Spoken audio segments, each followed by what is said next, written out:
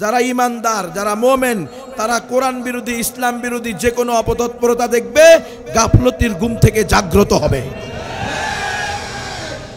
এটা ইমানের তাকাজা। ইসলাম এটাই চায় আমাদের কাছে। অন্যথায় তো নারী সংস্কারবাদী নামে আমাদেরকে নাস্তিক বানিয়ে ছাড়বে। এজন্যই তো দেখেন না, যে কোনো অপতৎপরতা, যে কোনো ইমান বিরোধী, ইসলাম বিরোধী ষড়যন্ত্র যে কোনো লেবাসে, যে কোনো সময়ে, যে কোনো আদর্শের নামে আসে, আলহামদুলিল্লাহ আল্লাহর প্রকৃত বান্দারা, রসুলের প্রকৃত আশেকেরা কাফনের কাপড় বাতায় বেঁধে মাঠে ময়দানে নেমে পড়ে।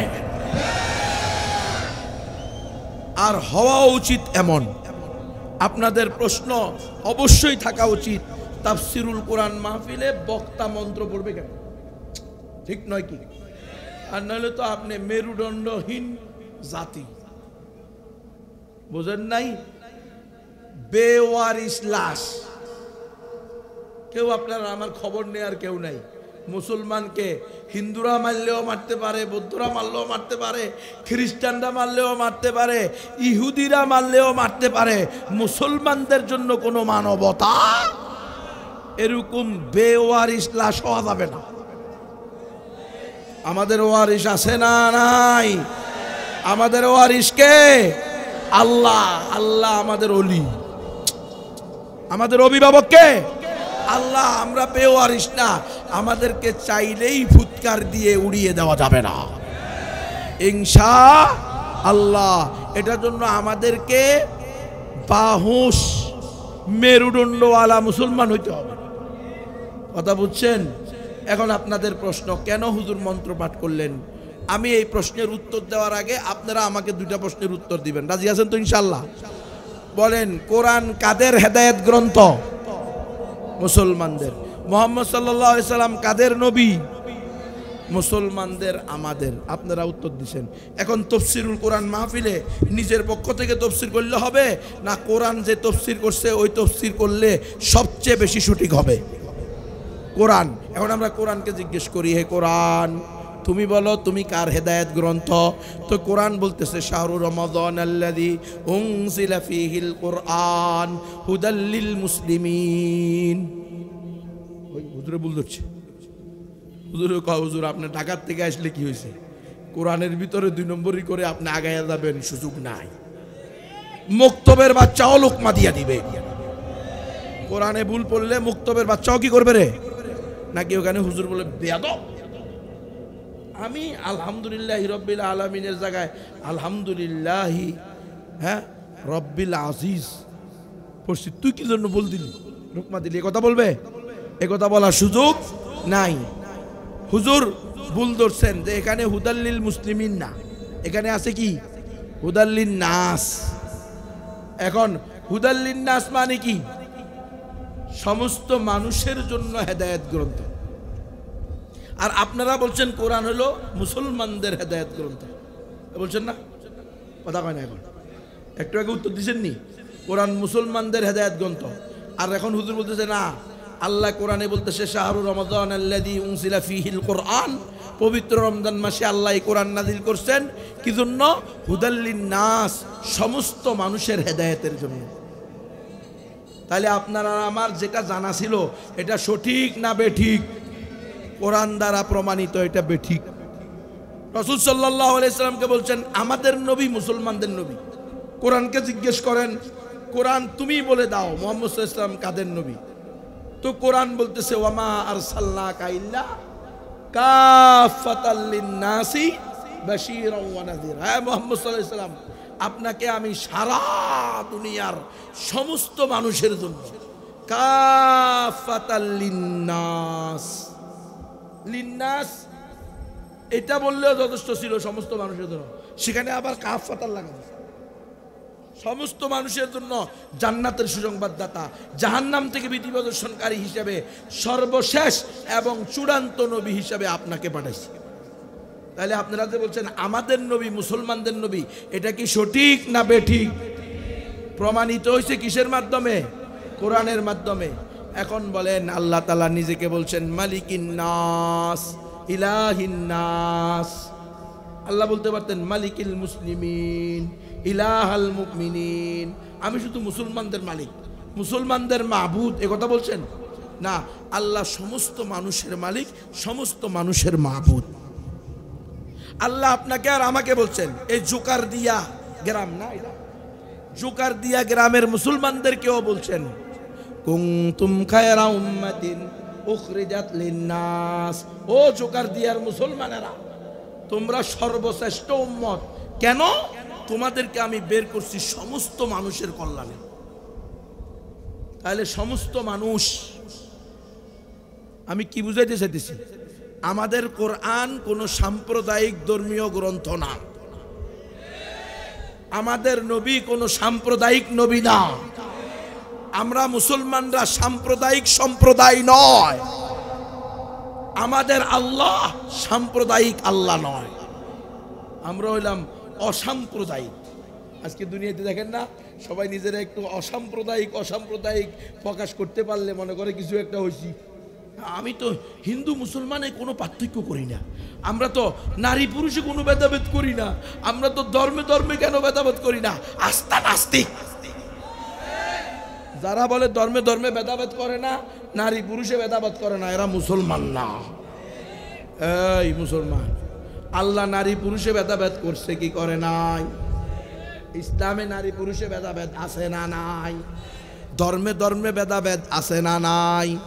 সকল ধর্ম সঠিক না একমাত্র সঠিক ধর্ম ইসলাম? তাহলে যারা বলে সকল ধর্ম সমান তারা নিশ্চিত বেঈমান। তাহলে আমি হলাম প্রকৃত অসাম্প্রদায়িক বক্তা, কারণ আমি চাই হিন্দু, বৌদ্ধ, খ্রিস্টান, চাকমা, ত্রিপুরা, বং, কাশিয়া, চাক, লুসাই, খুই, ব্রু, মুরুং, মারমা, তংচুঙ্গা, মণিপুরা, সাঁওতাল, গারো, যত জাতি উপজাতি আছে সবাই আসো কালিমা পড়ো, আশহাদু আল্লা ইলাহা ইল্লাল্লাহু ওয়া আশহাদু আন্না মুহাম্মাদান আবদুহু ওয়া রাসূলুহু, সবাই মিলে জান্নাতে চলো। তাহলে আমি হলাম প্রকৃত অসাম্প্রদায়িক, কারণ আমি চাই না কোনো হিন্দু, কোনো বৌদ্ধ, কোনো খ্রিস্টান, কোনো অমুসলিম ইমানহারা হয়ে মৃত্যুবরণ করে জাহান্নামে যাক।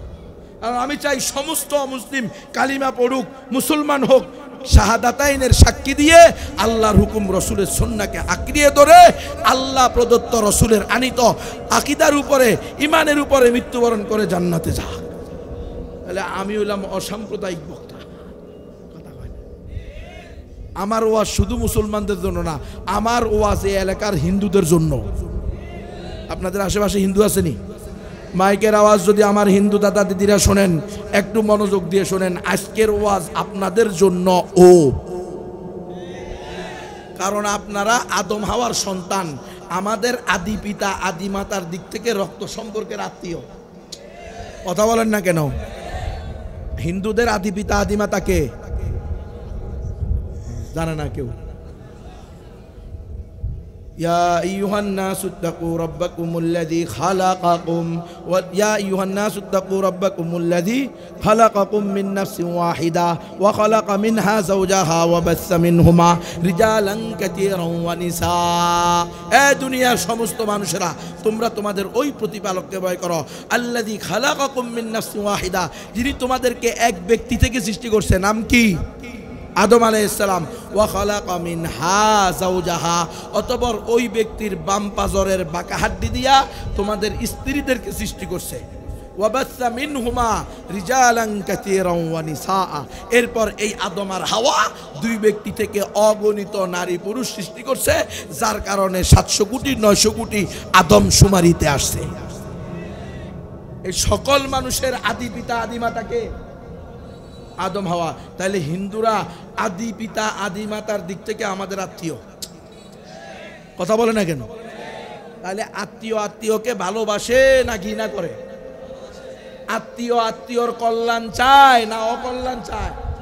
এই হিন্দুরা শোনো, তোমরা হলে আমার আত্মীয় আদি পিতা আদি মাতার দিক থেকে, কুপুর শিরিকের দিক থেকে না। কুপুর শিরিকের দিক থেকে তোমাদের সাথে আমাদের কোনো সম্পর্ক নাই, কিন্তু জন্মগত দিক থেকে আদি পিতা আদি মাতার দিক থেকে রক্ত সম্পর্কের আত্মীয়। এজন্য আমি হইলাম তোমাদের কল্যাণকামী। আমি তোমাদের কি চাই? কল্যাণ চাই। আত্মীয় আত্মীয়কে ভালোবাসে। দেখেন না, এক আত্মীয় ভালো চাকরি পাইলে আরেক আত্মীয়কে টান দেয়।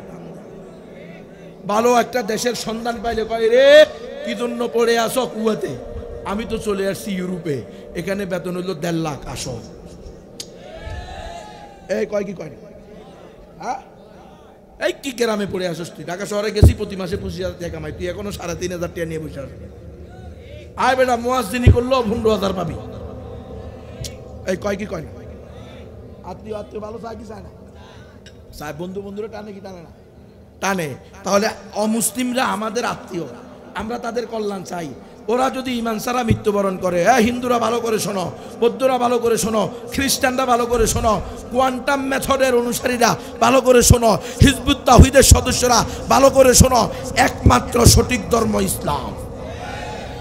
ইন্নাদ-দীনা ইনদাল্লাহিল ইসলাম, সূরা আলে ইমরানের 19 নম্বর আয়াত। ভালো করে শুনিয়েন, যারা রাজনীতি করেন তারা বেশি বেশি ওয়াজ করেন, সাম্প্রদায়িক সম্প্রীতি খুব ওয়াজ করেন। আমরা ধর্মে ধর্মে ভেদাভেদ করি না, আপনি ধর্মে ধর্মে ভেদাভেদ করেন না, তো আপনি মুসলমান না। কথা পরিষ্কার করেন, অপরিষ্কার কথার এখন আর কি নাই, দিন নাই। গোজামিলের দিন শেষ, তাওহীদের বাংলাদেশ। কুফর শিরিকের দিন শেষ, খেলাফতের বাংলাদেশ ইনশাআল্লাহ। এখন আর গোজামিল দেওয়ার টাইম নেই। বাবারা কি কয়, দীর্ঘ 70 বছর পার হয়ে গেছে, এখনো কি গোলামি করার সুযোগ আছে নি? বহুত দিন গোলামি করছি, ঠিক না রে? বহুত দিন পরাধীনতার জীবন, যার পণ্যায় কষ্টে ছিলাম। 16টা বছর কথা বলার অধিকার নাই। খতিব সাহেব পর্যন্ত কথা বলতে পারে নাই, বক্তা সাহেব পর্যন্ত কথা বলতে পারে নাই। কথা বলতে গেলেই বলতেছে হুজুর এমন ভাবে কথা বলেন যেন আল্লাহও খুশি থাকে, শয়তানও নারাজ না হয়। আপনার পাশে হইলো তমুক দলের সভাপতি, এই পাশে হইলো অমুক দলের সেক্রেটারি, এই পাশে হইলো মসজিদের সভাপতি, ওই পাশে হইলো এলাকার সুদের মহাজন। সুদের বিরুদ্ধে কথা বলিয়েন না, তাহলে মহাজনের গায়ে লাগবে। আর এই দলের বিরুদ্ধে কথা বলেন না, তাহলে এদের কলজা লাগবে। বলে নেই হ্যাঁ, এমন ভাবে ওয়াজ করেন যেন আল্লাহ খুশি থাকে, শয়তানও নারাজ না। আল্লাহ বি খুশি রহে, শয়তান বি নারাজ না হো। এটা ওয়াজ না, এটা হলো মুনাফিকি। মুনাফিকের দিন শেষ, মুমিনের বাংলাদেশ ইনশাআল্লাহ। একমাত্র সঠিক ধর্ম কি? মুসলমান ছাড়া আর কেউ জান্নাতে যাইবনি, খবরদার। মুসলমান ছাড়া আর কেউ জান্নাতে যাবে না। তাহলে যারা গণতন্ত্র করে ওই দুর্গা পূজা, কালী পূজা, সরস্বতী পূজা গিয়ে বলেন আপনাদের দুর্গা পূজায় আসতে পেরে আমি গর্ববোধ করতেছি। গর্ব? তুমি শিরিকের আস্তানায় গিয়ে, শিরিকের অনুষ্ঠানে গিয়ে গর্ববোধ করো, নিশ্চিত জাহান্নামে যাইবা। কারণ মুমিন কখনো কুফর শিরিক দেখে আনন্দিত হতে পারে না। আল্লাহ রাসূল কি বলছে? ইদা সাররাতকা হাসানাতুকা ওয়া সাআতকা সাইয়্যাতুকা ফাআনতা মুমিন। এ আমার উম্মত, যদি কোনো ভালো কাজ তোমাকে খুশি করে, কোনো খারাপ কাজ তোমাকে দুঃখী করে, তাহলে তুমি প্রকৃত মুমিন। তো শিরিক কি ভালো কাজ না খারাপ কাজ? তো শিরিকের আস্তানায় গিয়ে মুসলমান কিভাবে গর্ববোধ করতে পারে? মুসলমান কিভাবে বলতে পারে? এই ভালো করে শোনেন, এমপি মন্ত্রীরা, চেয়ারম্যানেরা, আপনারা তো চেয়ারের জন্য আল্লাহকে ভুলে যান। দুর্গা পূজা, কালী পূজা, সরস্বতী পূজা, ক্রিসমাস পূজা, পূর্ণিমা পূজায় গিয়ে হিন্দু, বৌদ্ধ, খ্রিস্টানদের ভোট চুরি করার জন্য, ভোট কাস্ট করার জন্য বলে। আমি চাই আপনারা এই বছর যেমনিভাবে আনন্দঘন পরিবেশে এই শিরিকি অনুষ্ঠান পরিচালনা করতে পারতেছেন, প্রতি বছর যাতে আপনারা নিয়মিত এইভাবে নিরাপত্তার সাথে শিরিকি কার্যক্রম পরিচালনা করে যেতে পারেন। নাউজুবিল্লাহি মিন যালিক। কোন মুসলমান কি এটা চাইতে পারে? আল্লাহ তাআলা তো এই শিরিক বন্ধ করার জন্যই ১৬ লক্ষ নবী রাসূল পাঠাইছেন। এই শিরিক বন্ধ করার জন্যই 4খানা বড় বড় কিতাব আর 100টা সহিফা নাজিল করছে। আজকে আপনি কোন নম্বর মুসলমান? মানবতাবাদী দেখান। এই বেটা, মুসলমানের মানবতা আল্লাহ আল্লাহর রসুলের সিদ্ধান্তের বাহিরে হতে পারে না। মুসলমানের সম্প্রীতি আল্লাহ আল্লাহ রসুলের বিধানকে ডিঙ্গিয়ে গিয়ে হতে পারে না। কথা বুঝতেছেন আপনারা? সাম্প্রদায়িক সম্প্রীতি অবশ্যই মানি, কিন্তু কোরআন সুন্নাহর ভিতরে থেকে। নারীর অধিকার, নারী উন্নয়ন, নারী ক্ষমতায়ন, সমান অধিকার অবশ্যই মানি কোরআন সুন্নাহ অনুযায়ী, কিন্তু নারীর অধিকারের নামে, নারী উন্নয়নের নামে, নারী সংস্করণ কমিশনের নামে যদি কোরআন সুন্নাহকে পরিবর্তন করতে চাও, তাহলে এই দেশের জনগণ তোমার জিহ্বা টেনে ছিঁড়ে ফেলবে, হাত ভেঙে টুকরো টুকরো করে দিবে।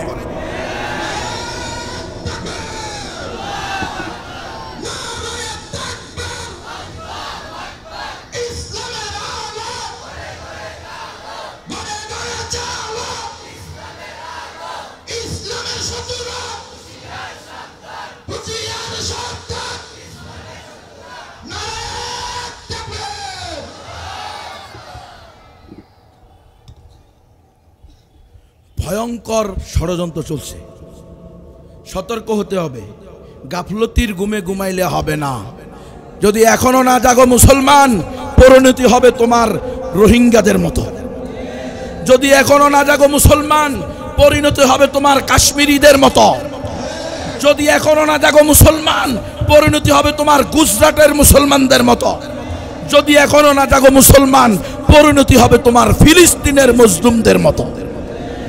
এজন্য জাগতে হবে, সময় এসেছে।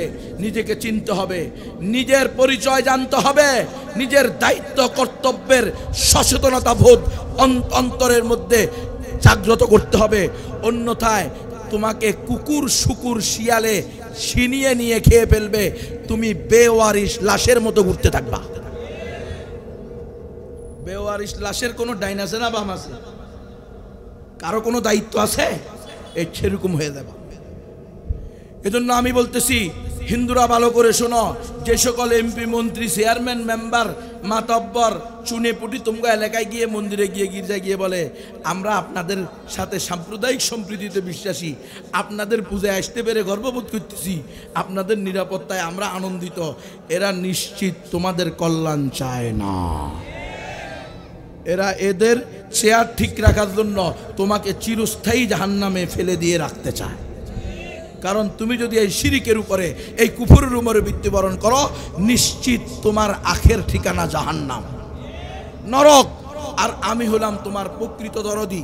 আমি বলতেছি, হে হিন্দুরা, হে বৌদ্ধরা, হে উপজাতিরা, শোনো, আল্লাহ কয়জন? কুল কায়নাতের সৃষ্টিকর্তা, পালনকর্তা, রিজিকদাতা, হায়াতদাতা কয়জন?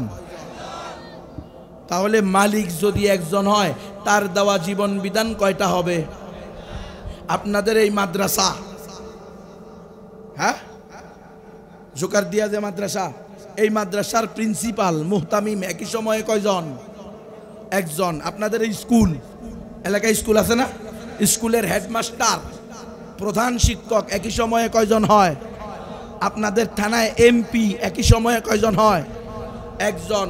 আপনাদের দেশে, আমাদের দেশে রাষ্ট্রপ্রধান, প্রধানমন্ত্রী একই সময়ে কয়জন হয়?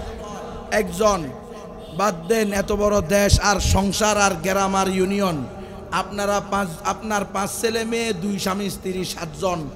এই 7 জনের মধ্যে হেড অফ দ্য ফ্যামিলি একই সময়ে কয়জন হয়? একজন। কেন? বলে কোনো প্রতিষ্ঠানে একের অধিক কর্তা হইলে ওই প্রতিষ্ঠান টিকে না। টিকবে? টিকবে না। বাংলাদেশে একই সময়ে শেখ হাসিনা, খালেদা জিয়া, 2টা সরকার হইতে পারবে? 2টা সরকার প্রধান একই সময়ে থাকতে পারবে? আরে আল্লাহ, একটা ক্ষমতাশীল, একটা বিরোধী দল, তাই তো যে সুলাসুলি আমাদের দেশে টাকা দেয়।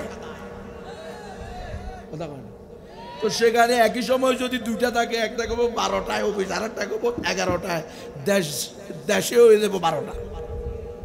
হ্যাঁ, দেশ হয়ে যাবো কি জয় বাংলা নাকি? পিনাকি কয় না? পিনাকি ভট্টাচার্য কয় না দেশ কি হয়ে গেছে? জয় বাংলা হয়ে গেছে। শেখ হাসিনা জয় বাংলা হয়ে গেছে।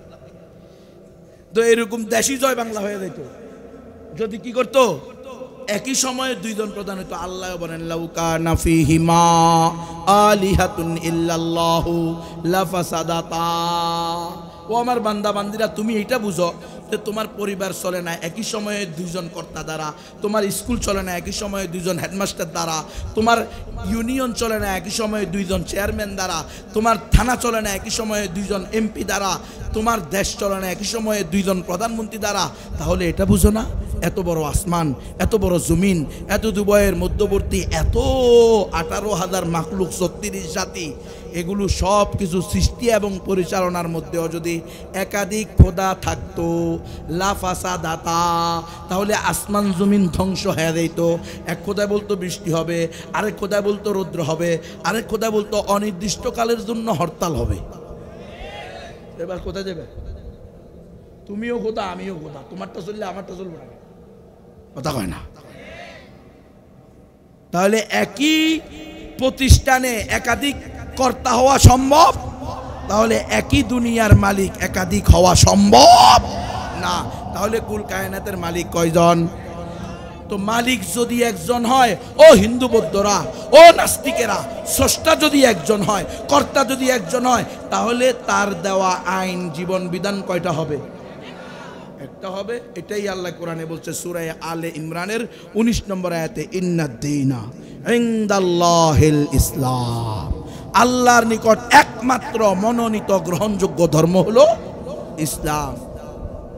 তাহলে অন্য যত মতবাদ, যত আদর্শ, যত মন্ত্রতন্ত্র এসে বলবে সকল ধর্ম সঠিক, নিশ্চিত ওই আদর্শ, ওই মতবাদ, ওই ব্যক্তি আস্থা নাস্তিক।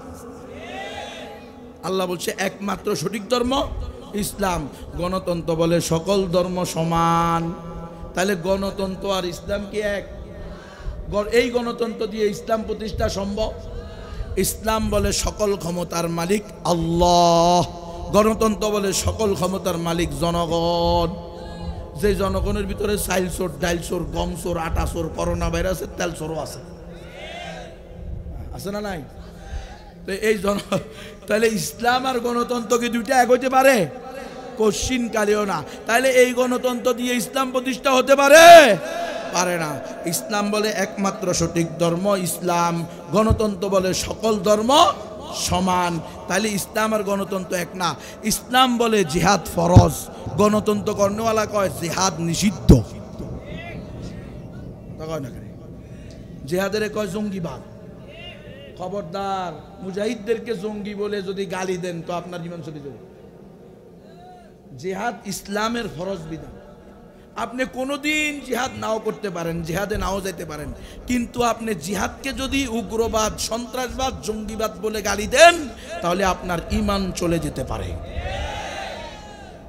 আপনি যদি প্রকৃত মুজাহিদদেরকে সন্ত্রাসী বলে গালি দেন তাহলে আপনি নিশ্চিত মুনাফিক, মুরতাদ, বেঈমান। তো ইসলাম যেটাকে বৈধ করছে, গণতন্ত্র সেটাকে নিষিদ্ধ করছে।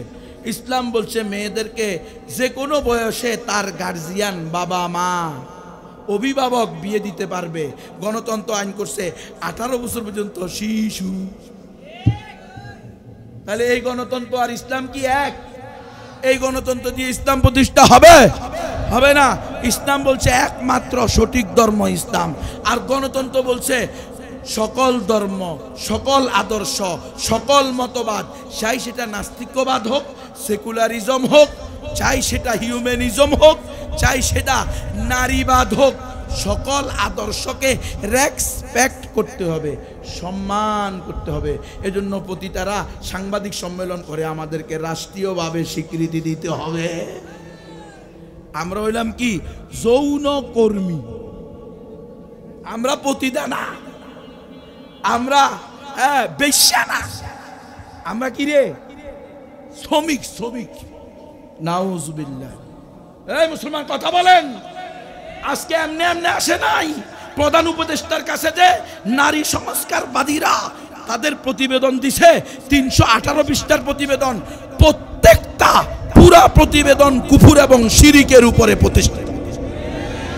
সেখানে বলছে নারীদেরকে যৌন কর্মী হিসাবে, যৌন শ্রমিক হিসাবে স্বীকৃতি দিতে হবে। বুঝেননি? কিছু দিবেননি? আপনার মেয়েরে, আপনার বউরে, আপনার মারে, আপনার খালারে পাঠিয়ে দিবেন যৌন শ্রমিক হবে। বুঝেন কোথায় আঘাত করছে? আপনার অস্তিত্ব বিলীন হয়ে যাবে। অস্তিত্ব, বাবার পরিচয় থাকবে না আপনার, আপনি যারও সন্তান। এটা কোনোদিন মেনে নেওয়া যায়?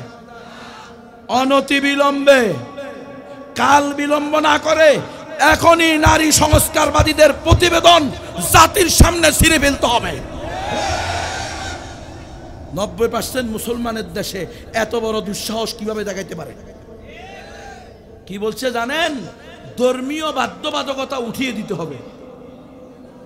সেখানে লিখতে হবে শরীর আমার, সিদ্ধান্ত আমার।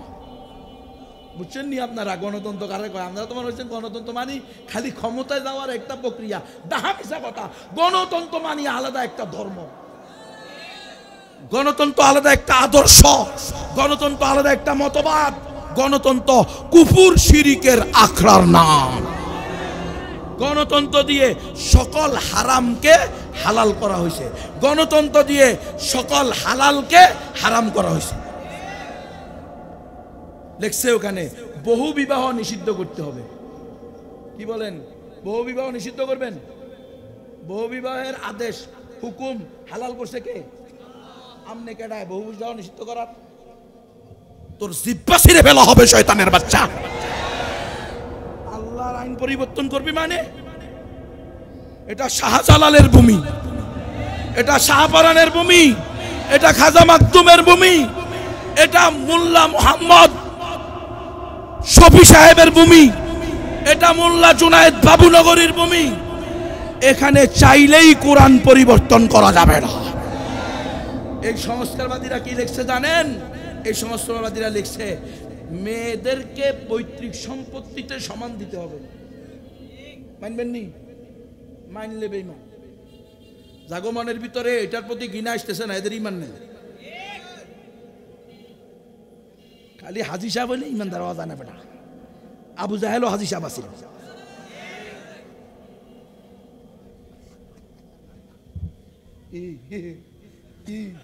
কথা ঠিক আছে নি? কথা কন ঠিক আছে নি? আবু জাহেল হজ করে নাই?